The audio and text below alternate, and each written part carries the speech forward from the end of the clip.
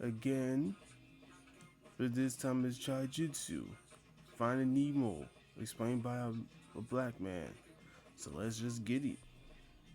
By Surfshark VPN. Yes, sir. Yes, sir. It's time for some more peak Finding Nemo. So the movie starts, and we got Marlin here crashing out trying to defend his shawty and see anemone home, anemone, however you say it. These two must have been getting it in too, because we see they have a buttload of baby eggs in this cave. That's right out in the open, by the way. Bro, Marlin was being all cocky because he found the perfect home, but when that first natural predator pulled up, they knew they were cooked. Bro is not here to freak around because somebody finna die today. Bro was like, Coral, don't move. He doesn't see the kids. But she wasn't hearing none of that, swimming straight down towards the eggs. Marlin tried to help, but got quickly dispatched of right into a hibernation slumber. Bro woke up from that wet dream with no wife and only one baby egg surviving that slaughter. He names the lone survivor Nemo. So fast forward a couple years, or maybe a couple weeks. I don't know how fish time works, but Nemo is in here being a bad little kid, hyped up for school. So these two chop it up, then head off for Nemo's first day of school. But they get to the spot, and we see this lame old nigga right here. Steve Irwin's son gonna get his get back one of these days. Marlin tells the teacher, hey cuz, watch out for little man. He a little special. Know what I mean? The kids take off, and Marlin is on the brink of exploding. Bro so nervous for Nemo's first day, as he should be though. Getting your wife and all 399 of your other kids slaughtered in one night will have anyone being a little overprotective. Nemo and the kids go on a whole coral reef adventure, but end up at this place called the Drop-Off for their class lesson. Nemo sneaks up with his friends, and they dare each other to see who will go closer to the boat. But Marlin comes in right before some rascal activity took place. After he embarrasses Nemo in front of all his friends, bro chose rebellion and swam right out to touch the boat. They all look back flabbergasted. He touches the boat to prove a point, but I hope it was worth it, because Pops was right. The Drop-Off is not for the weak. While swimming back, a human came up right behind bro, snatching him up. And as a fish, I know this has to be one of the most horrifying experiences to go through. The human had backup too. Hit Marlin with that flashbang. Now he dazed. Bro seeing in portrait mode right now. The divers ride off with Nemo off into the sunset while Marlin is trying to catch up, but he is too small. After a mini meltdown, bro meets a fish named Dory who claims she's seen where the boat went. So they swim off, and mid-swim, Dory turns around to press Marlin. And we find out Dory is a dementia fish victim. She can't recall anything besides her name. But right when Marlin was finna get gone, they run into a great white shark named Bruce. And speaking of sharks, today's video is sponsored by Surfshark VPN.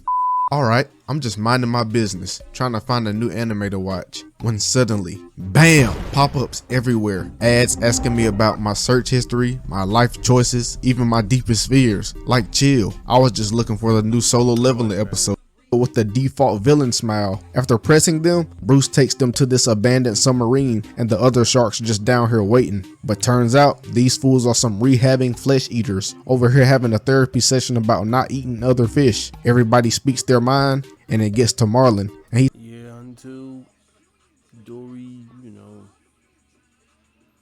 till Dory busted over with some blood and Bruce become a natural habitat shark. They're gonna end up become a real flesh-eating predator beast in the deep sea. His true form.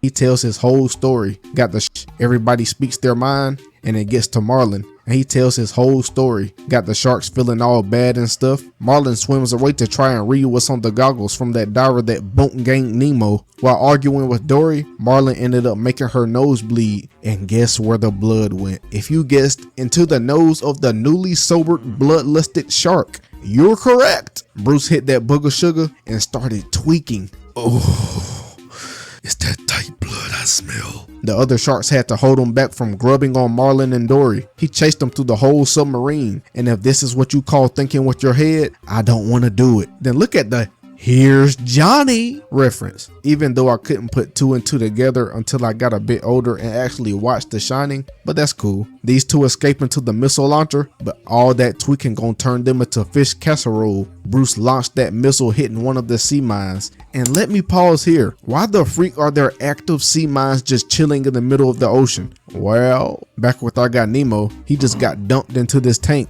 We get introduced to these weirdos of the family dental fish tank, and they telling him real game. They like, bro, you're cooked. You will never see your dad again. Meanwhile, a Joker in a dental chair is getting tarnished. Like no funny gas, no anesthesia, just straight pain. And this movie is full of randomness, cause a freaking pelican came flying noggin first dead into the window. Aye Mike, who is this ugly fella? But the dentist kicks bro out and introduces Nemo to his first Grim Reaper. Got Nemo panicking. Then this fool Gil came out the skull all ominous and jumped. Hey runt, be a real nigga and get out the tube. After that pep talk, Nemo wriggled his way straight out the tube. Now Nemo is one of the new recruits to the group. Meanwhile, Marlin over here just sleeping in the diver's goggles. But the submarine ends up falling off the cliff straight towards Marlin and Dory, and they lose the goggles. But Dory tries to cheer bro up with that infamous jingle. Just keep swimming, just keep swimming. She led bro down to the depths to look for the goggles. They go down a bit deeper, and it is pure darkness. Dory, do you see anything? Ah! Something's got me! That was me. I'm sorry. Who's that? And then a light appeared and was moving towards them. Once they got close enough to see, they start playing with it just to find a pair of anglerfish jaws foaming at the mouth behind them. So they swim off trying to escape and find the goggles. Then juke the anglerfish out his gills. Got him looking back like that fish off SpongeBob. Marlin tells Dory to read what the goggles say while he buys some time. It ends up reading P. Sherman 42 Wallaby Way, Sydney, which is the address to where to find Nemo. I'm guessing Sydney has to be Australia, right? It switches back to the little guy and the tank is having some kind of ritual. Nemo woke up to this sea roach talking about, follow me. They swim to the ritual grounds and the others are in full character. Wah hee wah hee wah oh oh oh. Like bro, what am I watching? Nemo swims up to the top and Gil comes out the bubbles like, state your name, youngin. Nemo? Then Bloat comes up to initiate bro into the bonds of tankhood. But first Nemo has to swim through these very non-lethal bubbles. And this scene is like a fever dream, cause what the heck is going on? Got fools chanting in the background, this little shrimp down here tweaking out his mind. But bro was on timing. Nemo swam right through the bubbles, no problem. His new nickname is Sharkbait. Now the new mission is to escape the tank to get back to the ocean life.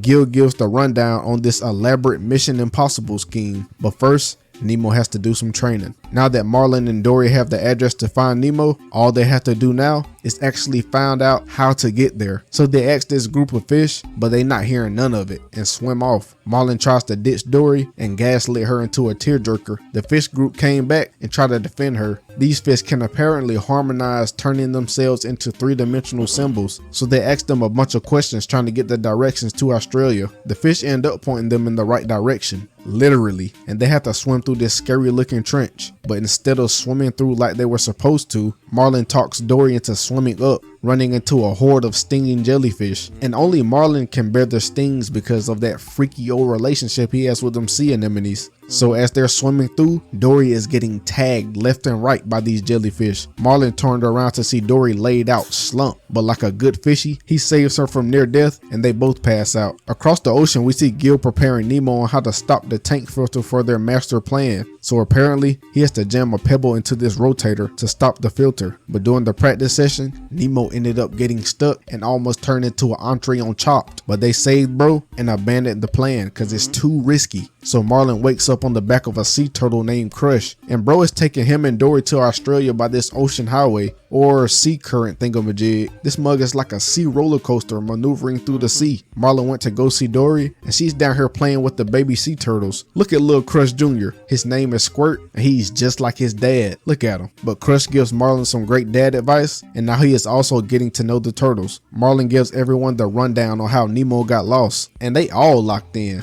And bro had to be capping mid-story because it ended up being a hit around the seafloor. The story on how Nemo got lost is making its way around the Pacific. They got the animals all on the lookout for little bro. Back with our pelican friend here chilling on a rock. He overheard his guys talking about Nemo and was like, Nemo? I know an ugly little fella named Nemo. Yeah, Mike. that Nemo bug has died. He's heading through the harbor. It switches back to the tank and everyone is over here sulking. The pelican flew back to tell bro that his dad is looking for him, glazing his dad up with that story, like he defeated the sharks and stuff. We all know that's a bunch of bull, but at least Nemo is happy to hear about his dad. So he decides to initiate plan Clog the Filter. Bro went straight through that whole operation with the quickness. Now all they had to do is dirty up the tank. The turtles drop Marlin and Dory off, and now it's off to Sydney. But like always, they end up getting lost again. They see that little snack that smiles back off in the distance, and Dory tries to call bro over to talk. We find out that it's actually a whale. So Dory starts speaking fluent humpback. All that whale talk must have had bro heated, cause he swam over to see what was up. Back at the dentist's office, we see that They almost got eaten by a whale, by the way. the tank is a freaking pigsty, and the fishes are just waiting for the right time to escape. Gil telling Nemo it's only a matter of time before he sees his pops again, and only one of the fish in the tank realizes the reality of this situation. These fools made this elaborate plan just to be swimming in their own poop for a week. Bro opened up the tank and scheduled a cleaning. Meanwhile, Marlin and Dory are floating in the throat of a huge whale, and Marlin really thinks he has the strength to break out of bro's jaws. I hate to break it to you, buddy, but y'all are cooked. Then we get another cheer up scene between Dory and Marlin. She starts speaking that humpback jibber jabber again, and the whale took her words as a threat and started digesting them. So it throws them to the back of his throat and shoots them out his blowhole. Turns out Dory can actually speak whale. Bro is just giving them a free Uber Black ride to Sydney. Now that they're at the harbor, it's now time for Nemo to escape the tank. But they wake up to a foiled plan because the doctor cleaned the tank with this new filter. Nemo ends up getting scooped by the doctor and bagged for his little niece Darla, who is a fish's worst nightmare. Back with Marlin and Dory, we see that they have their own problem. Got natural predators lurking around every corner. After fighting for their lives versus this pelican, they get introduced to the pelican that knows Nemo, but they wasn't trying to hear none of bro's foolery. Right as they was finna escape, that white dookie hit the ground, stunning everyone. Then the real crash outs of the movie appeared. I remember seeing this scene as a kid and laughing my butt off because these seagulls tried to eviscerate anything that they could get their beak on. I might. Don't. Those seagulls were like, boy, boy, boy, boy, boy, boy, boy, boy, boy. Move. On 3. Hop in me mouth and we getting gone. And how has Dory and Marlin lived for this long out of water? Doesn't like a couple minutes of non-oxygenated blood in the body turn you into a vegetable? But the pelican said Nemo, and Marlin started spazzing. Got the seagulls going crazy. They got Dory over here spread eagle, but the pelican saves them, and off they went to see Nemo. And Darla is already up to no good, tapping on the tank, and we find out that she's a biter too. This one of them kids that'll make you not like kids. Nemo did pull off the high IQ move though, playing dead so he could get flushed away into the ocean. But Nemo's plan backfired though, cause dude is just gonna throw him away in the trash can. So Marlin got that pelican to crash out in the office. Bro right here is in the waiting room, jaws dropped. Marlin sees Nemo and thinks he's dead, but before Nemo realizes it, the doctor had already pushed him out the window. It's just total chaos in this dentist room. Nemo ends up falling down the sink drain and into the sewer. So the pelican drops Marlin and Dory off into the ocean, and they all sad cause looks like Nemo is no longer with us. So they swam off and went their separate ways. But back at the sewer pipe, we see Nemo pops out and calls for his pops. He spots Dory up at the top and swims up to question her. Bro introduced himself as Nemo, and this blue bag of fish nuggets said, that's a cool name. Like, girl, are you that dementiaed out? You've been scouring the ocean for days trying to find this little fool Nemo. They swim off to ask around about Marlin, and the crabs give them all the info they needed. After Dory freaking held bro's life in her fins, they make it to bro, and Nemo gets the biggest hug of his life. But good things never last. This fishing boat hauled up the net catching Dory. Nemo knew how to save the day though, and we see Marlin get some character development, letting Nemo save the day. They tell all the fish to swim down to break the ship's net. After a couple just keep swimming chants, the fish escape and scatter away from the fishermen. So everyone regroups and now are all back together. Even Dory has joined the family. Back at the coral reef, we see life is better than ever. Moral of the story is, don't swim away to inconspicuous boats in the middle of the ocean when your dad tells you not to. Or next time, we're going to be watching a movie about finding you. This movie is a certified banger though. Hey, JMF, thanks for the support. Let's keep growing together. Like. Yep. That'll be favorite Jutsu, bro. WV Jutsu. Alright. So let's get it.